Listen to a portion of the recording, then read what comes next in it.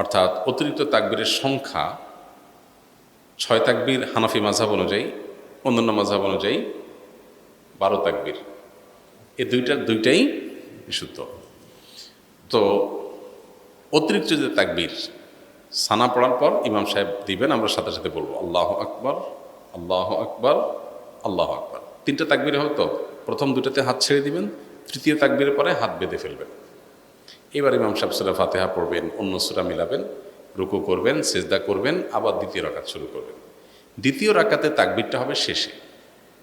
ইমাম সাহেব দাঁড়ায় সূরা পড়বেন, সূরা ফাতিহা পড়বেন, সূরা মিলাবেন, এরপরে আল্লাহু আকবার, আল্লাহু আকবার, আল্লাহু আকবার, অতিরিক্ত তাকবীর দিবেন 3টা হানাফি মাযহাব অনুযায়ী, আর শেষে আরেকটা তাকবীর দিয়ে রুকুতে যাবেন।